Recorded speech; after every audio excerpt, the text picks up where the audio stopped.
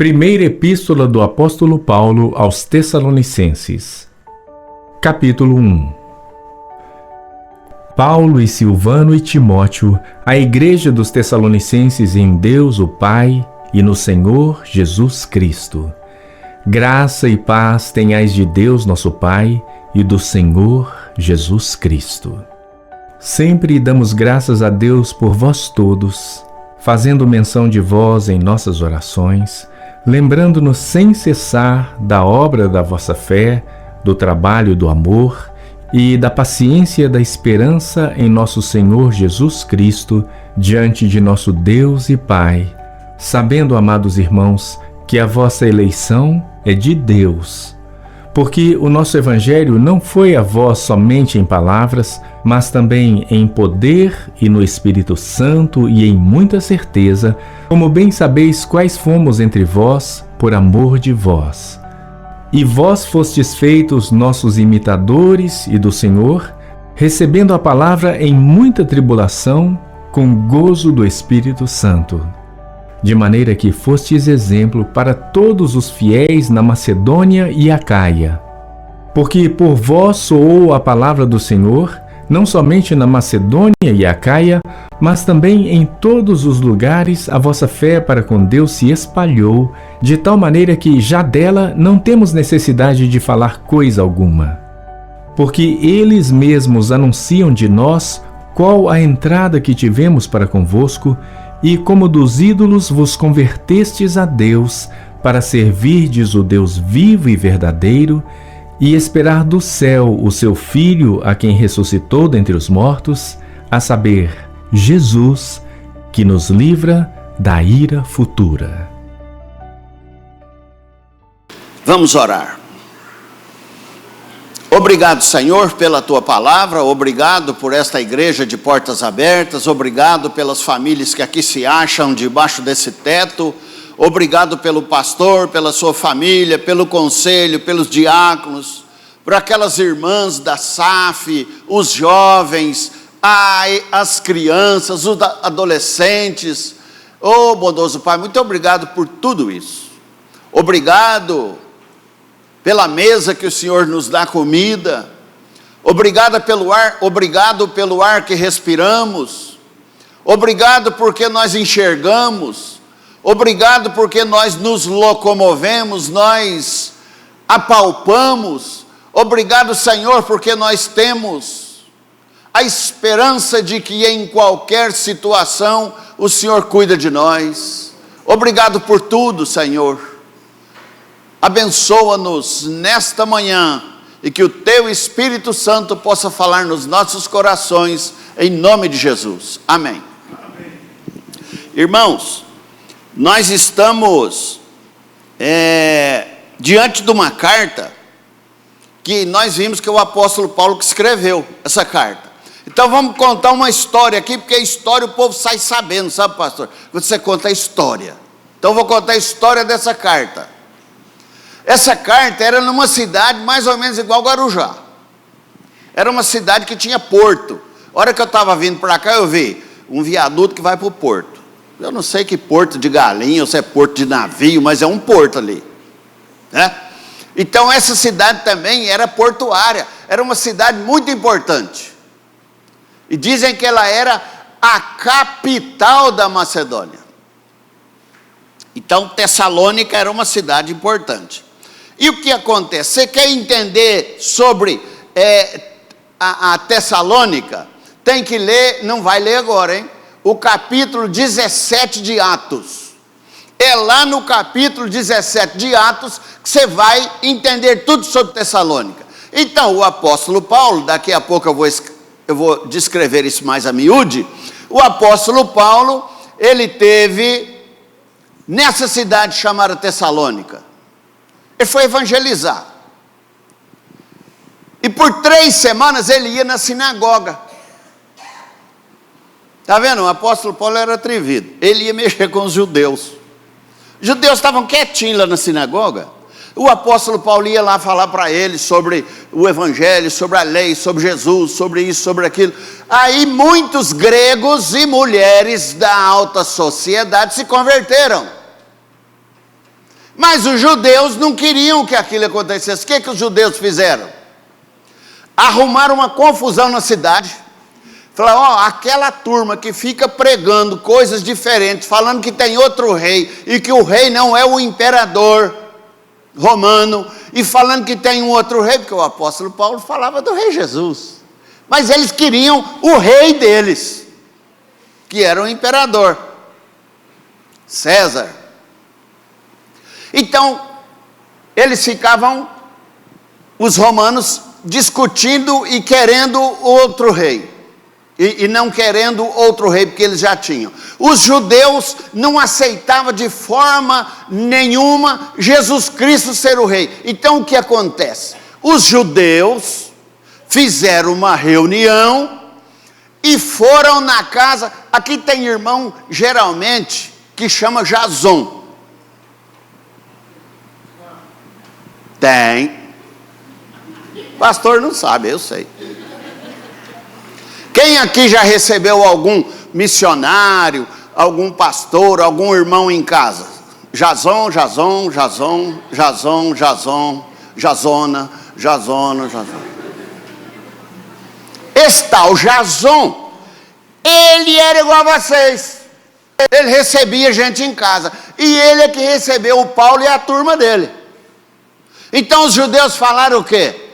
Vamos lá na casa do Jason, que o tal Paulo está lá e nós mata ele. E mata também os coleguinhas dele. Vamos matar todo mundo. E foram lá na casa do Jason. Só que quando eles chegaram na casa do Jason, eles já tinham tirado o apóstolo Paulo de lá. Então eles foram na casa do Jason, não acharam o Paulo, arrastaram o Jason e mais alguns irmãos. Sabe aqueles irmãos que vão na casa do outro, filaboia? Tinha uns lá. Tinha uns na casa do Jason. Olha, o Jason já estava pagando comida para o Paulo e para os amigos do Paulo. Ainda foi mais alguns irmãos lá. Tem uns irmãos que não desconfiam. E vão de mão vazia às vezes. Não leva nenhuma Coca-Cola. Não, e tem uns que leva baré e toma coca nossa. Não tem? Tem uns irmãos que vão, leva baré, aquele trem que ninguém gosta. E fala, eu gosto de baré. Então toma baré, ué. Não, mas toma a nossa coca. E tinha uns irmãos desse lá. Bem feito isso aí, eu achei. Aí eles pegaram o Jason e essa turma filaboia e levou para prender, e prendeu. E o apóstolo Paulo já tinha dado linha. Tá certo até aqui? Entenderam? Que eu não entendi nada. Mas tá bom, vamos para frente. Então o apóstolo Paulo passou 3 semanas pregando em Tessalônica. E aí ele fugiu, foi embora. E aí ele pediu para Timóteo, nós vamos ver isso no texto, no capítulo 2. Ele pediu para Timóteo, ele falou, Timóteo, eu estou aqui na Acaia, que eu tive que sair fugido de lá. Você pode ir lá na Tessalônica para ver como que está aquela igreja? Vai lá dar uma espiada na igreja para ver como estão aqueles irmãos lá do louvor que cantam. Como estão aquelas irmãs que ficam lá na porta pegando o nosso nome, aquelas curiosas? Como fica? Vocês entenderam? Aí o apóstolo Paulo falou, Timóteo, vai lá, dá uma observada para nós. Aí o Timóteo voltou e contou para o apóstolo Paulo como estava a igreja. Até aqui vocês entenderam? Como estava a igreja. E a igreja estava igual essa aqui. Aleluia, pode falar aleluia que era coisa boa.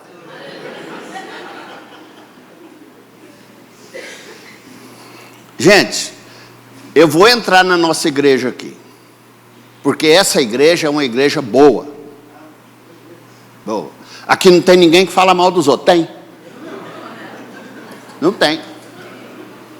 Sabe aquelas irmãs que falam, eu vou compartilhar com você, mas é motivo de oração.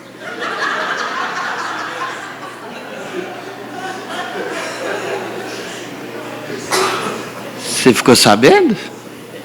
Para orar por ela, ela engravidou antes da lua de mel. Olha, a igreja não sabe. É só para você que eu estou contando. A igreja inteirinha já sabe.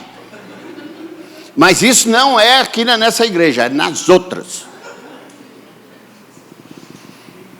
Vou nem falar mais, senão vocês não deixam eu terminar.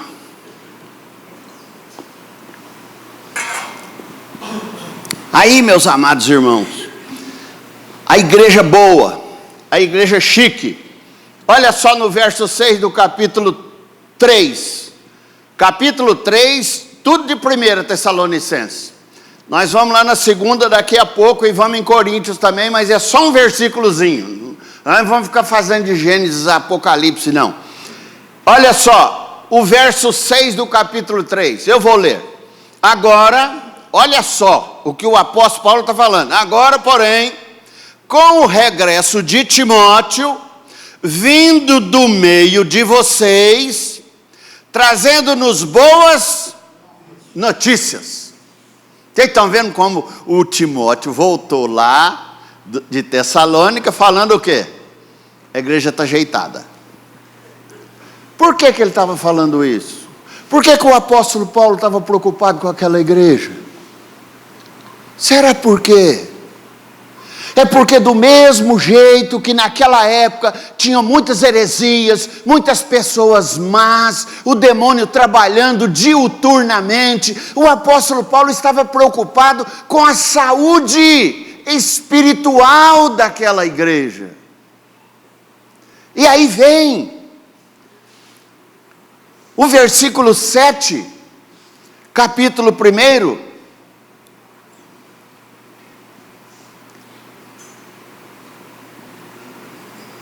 Eu vejo a irmã lá em cima. Põe aí. O que está falando no capítulo 1, verso 7?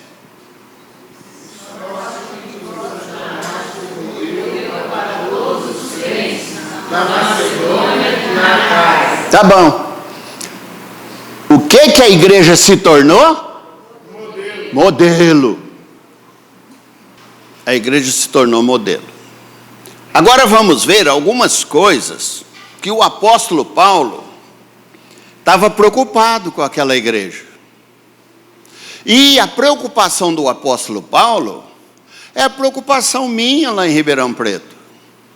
É a preocupação do pastor Éder aqui no Guarujá. É a preocupação de nós pais com as nossas famílias. É a preocupação de nós, mães, com as nossas famílias.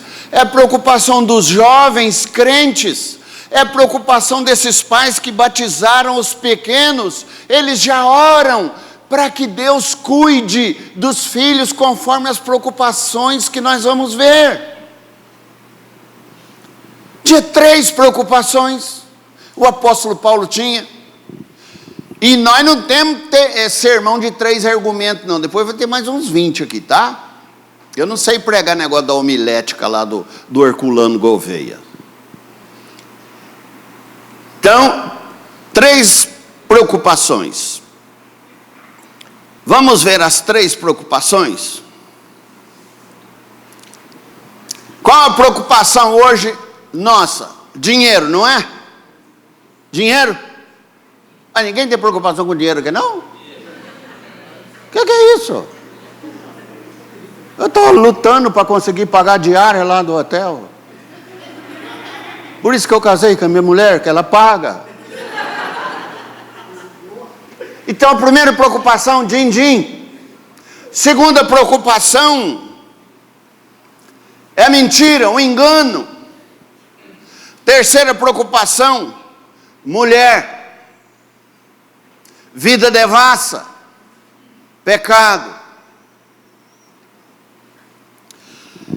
O apóstolo Paulo, ele sabia dessas preocupações.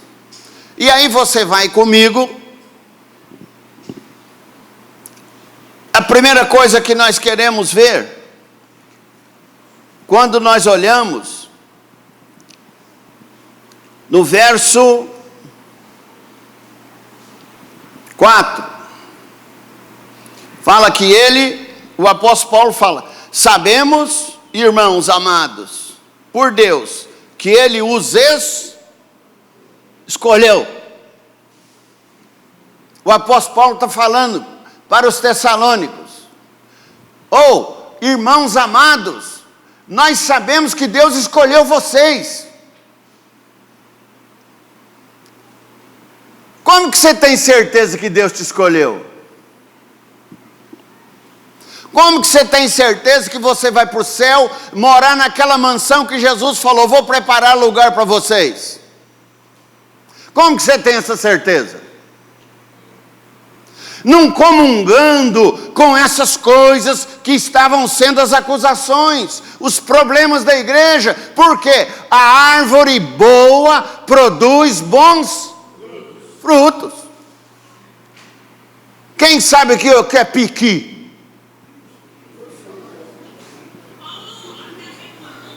Pão do saco, quem sabe? Não, aquele pão que você compra para nós é qual? Hein? Pão carteira. Carteira. Então, tem muita coisa que nós não sabemos. Mas quando nós olhamos o texto é claro para nós. Como que eu sei que Deus me escolheu? Você que toca. Toca legal. Pastor, como que eu sei? Vou contar para vocês. Nós somos pessoas escolhidas por Deus. E quando nós fomos escolhidos, esse texto fala, nós fomos escolhidos para ganhar uma casa lá na orla. É isso que nós fomos escolhidos? Para ganhar a casa? Nós fomos escolhidos para casar com um homem bonito igual o pastor Éder. Coitadinha. Tadinha da Vilma. Nós fomos escolhidos para termos um carro 2025. Mas tem igreja ou não tem igreja? Tem pastores ou não tem pastores? Tem pregadores ou não tem pregadores que estão falando que Jesus distribui tudo isso? Fala ou não fala? Eu não tenho dúvida que o carro que eu tenho foi Deus que me deu. Eu não tenho dúvida que essa beleza que eu tenho foi Deus que me deu. Isso eu não tenho dúvida. Mas o meu carro vai ou não vai ficar velho? Vai ficar tão velho que eu vou querer trocar. Aí eu vou ficar de novo perturbando a Deus: Senhor, eu preciso trocar o carro, me dá outro carro, Senhor. Aí o carro fica velho de novo. Então, meus amados irmãos, o que Deus veio fazer na terra foi nos dar alguma coisa que a traça e a ferrugem não corroem. Amém? É isso que nós temos que ter. O apóstolo Paulo está falando para eles: cuidado com a mentira, cuidado com o engano. Estão enganando vocês, estão mentindo para vocês. Quando nós olhamos dessa forma, veja só para a gente verificar o verso 5 de novo. Olha só o que o verso 5 fala. Porque o nosso evangelho não chegou a vocês somente em palavras, mas também em poder do Espírito Santo e em plena convicção. E vocês sabem muito bem qual foi o nosso modo de agir entre vocês, para o próprio bem de vocês. Presta atenção, nós não fomos escolhidos por Deus para sermos santos. Nós não fomos escolhidos para ganhar casa. Nós fomos escolhidos para sermos santos.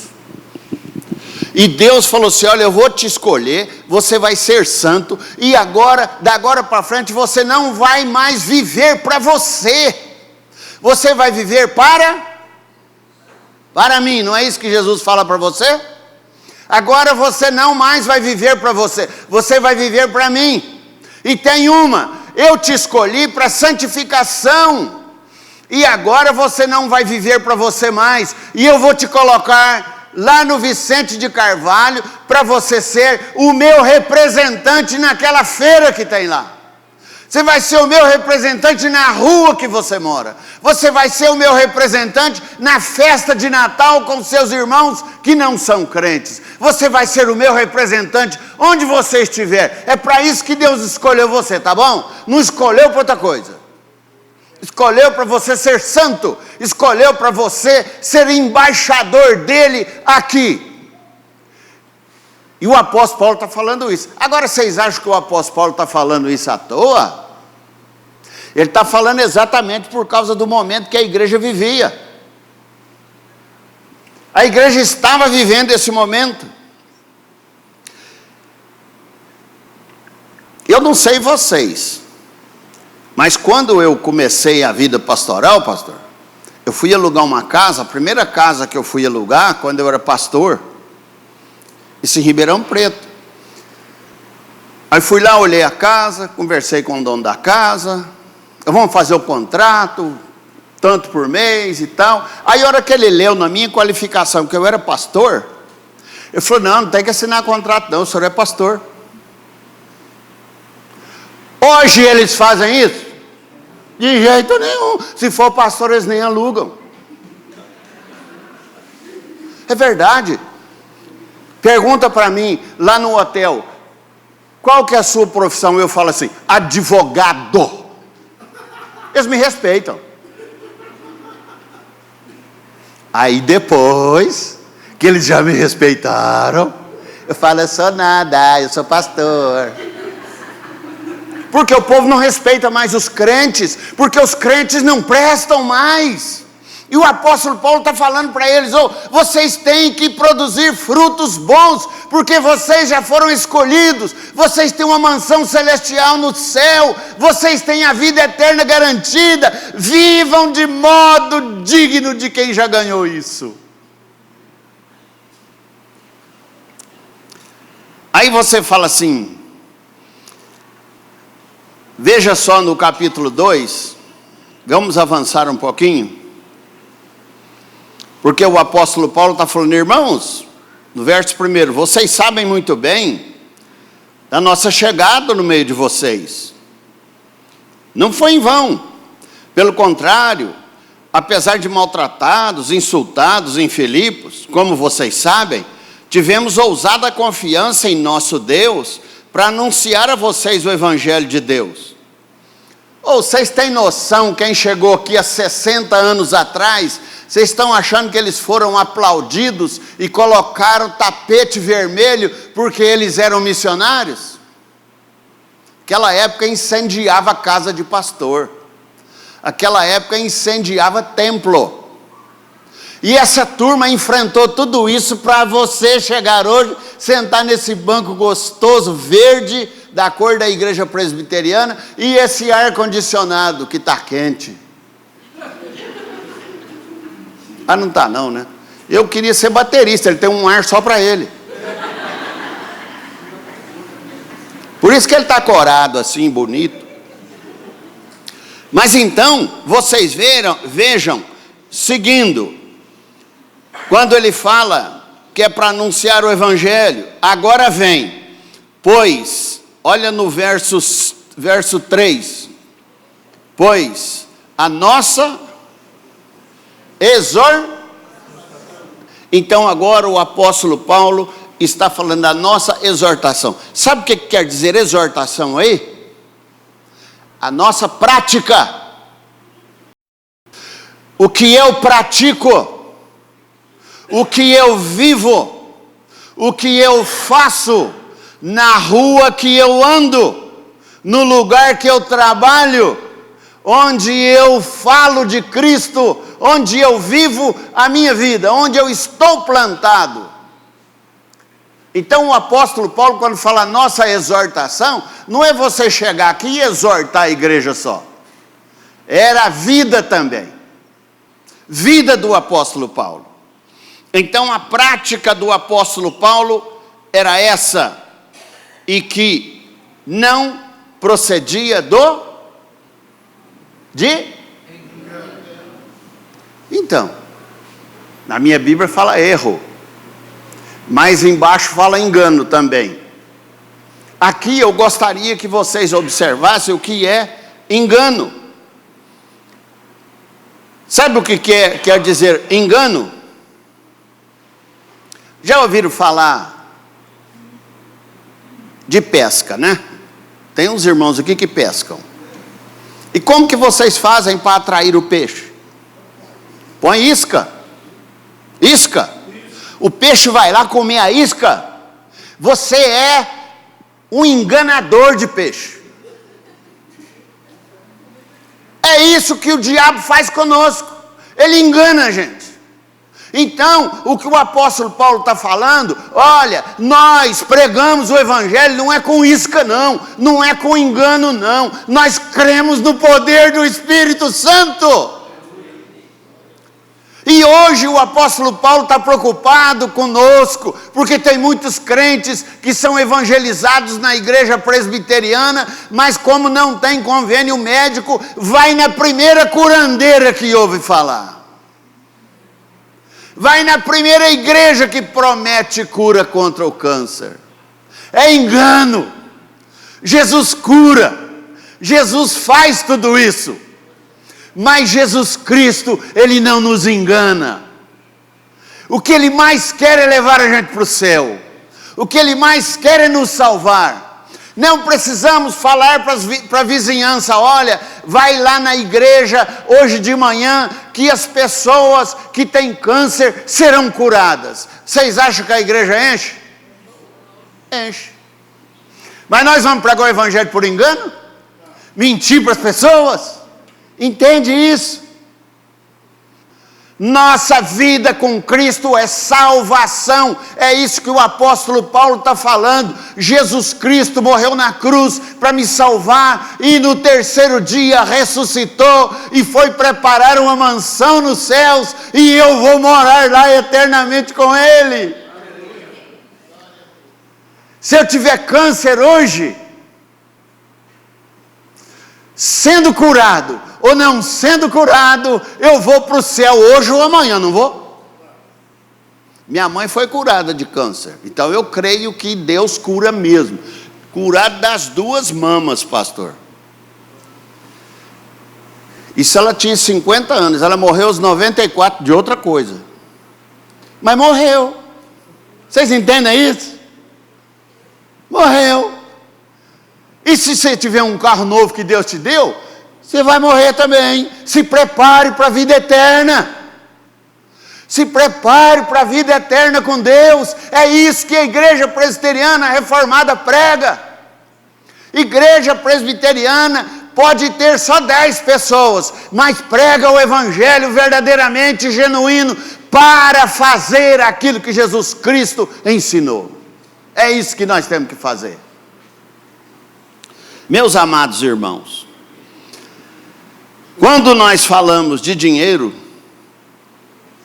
se você olhar o texto, ele fala, o apóstolo Paulo falando, no capítulo 2, verso 5, diz assim, eu vou ler, no capítulo 2, verso 5, a verdade, como vocês sabem, é que nunca usamos de linguagem de bajulação, nem de pretextos gananciosos. Vocês acham que tem linguagem de ganância hoje em determinadas denominações? Tem. É isso que nós estamos falando. Isso é dinheiro. O apóstolo Paulo estava sendo confundido com eles. O apóstolo Paulo procurava dinheiro, coitadinho, ele até fazia tenda para não depender dos irmãos. O apóstolo Paulo enganava, coitadinho, nunca enganou ninguém. O apóstolo Paulo é aquele que mais trabalhou contra libertinagem.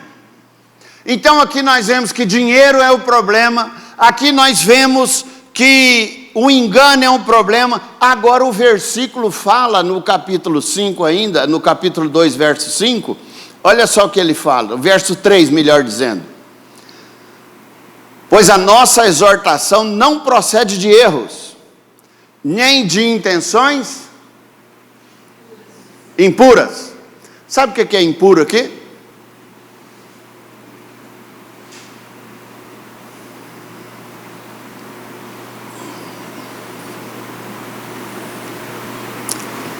Quando ele fala isso, o impuro é para nós, ele fala porneia. O texto original é porneia. Sabe o que é porneia? É prostituição, pornografia. E com essa desgraça do celular hoje, cuidado. O apóstolo Paulo, ele estava falando para eles que eles estavam sendo perseguidos, hostilizados, injustiçados, e o apóstolo Paulo estava falando para os colossenses: vocês têm todo o direito humano, vocês estão com todos os elementos para abandonarem a fé aqui em Colossos, porque está difícil mesmo. Mas vocês estão se mantendo firmes na fé. Olha que coisa linda, vocês têm todos os elementos para abandonarem, mas estão firmes, vocês não largam. O evangelho chegou em vocês pelo Espírito Santo. Eu tenho certeza que você conhece alguém que quando as coisas estão indo muito bem na igreja é maravilha. Quando as coisas estão indo bem no trabalho é maravilha. Quando as coisas estão indo muito bem lá em casa é maravilha. Mas se não tiver, é pecado. Se não tiver, Deus não está me abençoando. Se não tiver, até alguns irmãos falam, isso é fruto do pecado. Não é isso, irmãos. Jesus Cristo é maravilhoso. Ele não fica castigando a gente igual os outros falam, não. Ele chora, Ele quer nosso arrependimento. Ele quer, igual o apóstolo Paulo está falando. Está indo bem? Aleluia. Está indo mal? Aleluia. O apóstolo Paulo, quando ele está ensinando, ele fala, ele não ensinava fora das Escrituras, ele só ensinava conforme as Escrituras. Vamos ver algumas coisas em um item em Tessalonicenses capítulo 2, verso 3. Segundo,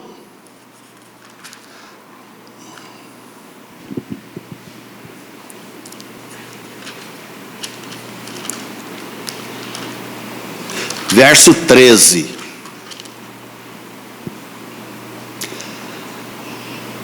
Olha só o que o apóstolo Paulo está falando para você. Não devemos sempre dar graças a Deus por vocês, irmãos amados pelo Senhor, porque Deus os escolheu desde o princípio para a salvação, pela santificação do Espírito e fé na verdade. Sabe para que Deus te escolheu? Foi para isso.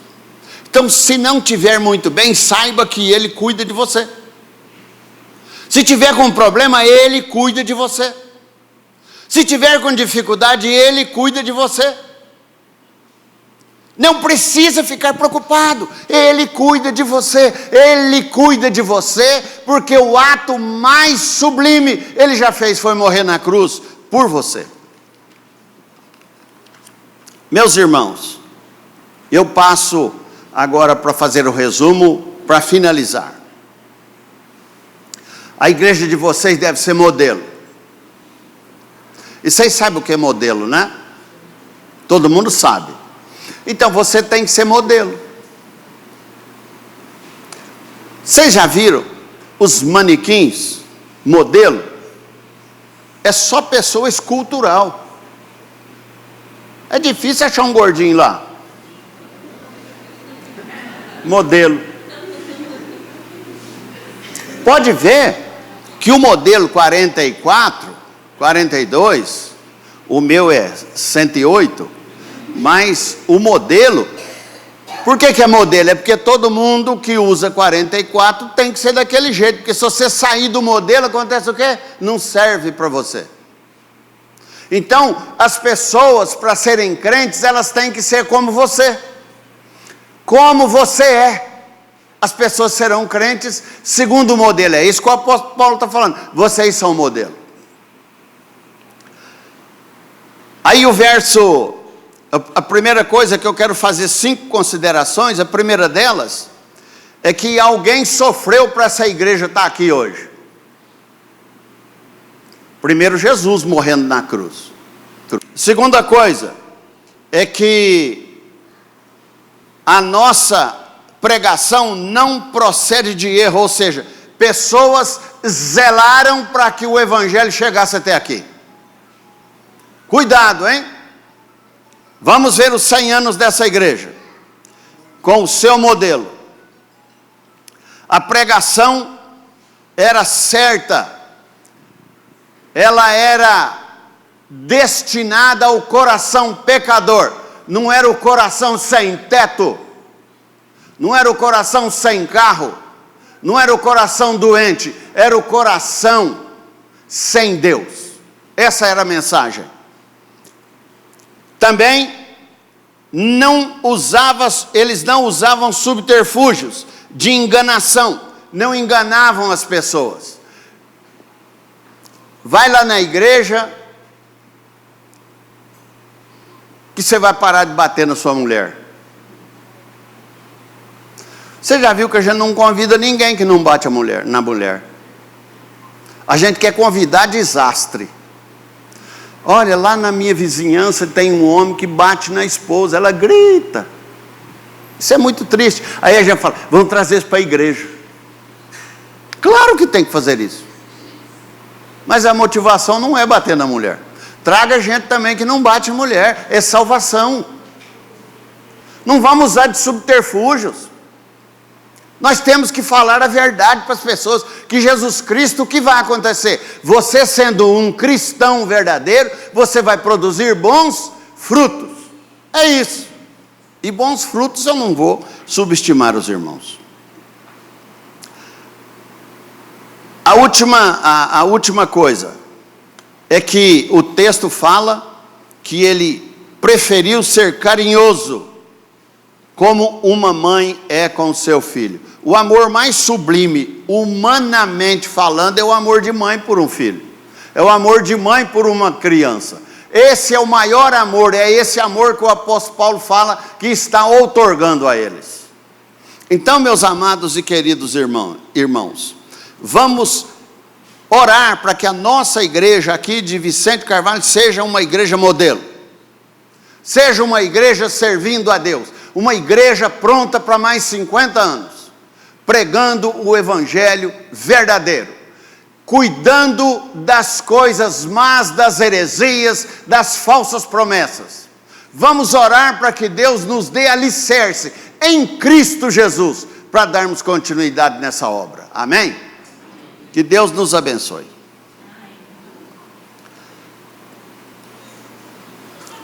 Bondoso Pai, abençoa cada vida, cada coração, que o Teu Espírito Santo possa falar nos corações, possa trazer salvação, que o Teu Espírito Santo possa convencer da justiça, do juízo, do pecado. Faze, ó Deus, com que a Tua graça seja derramada abundantemente. Nós oramos, pedindo por cada um que aqui se acha. Em nome de Jesus, amém.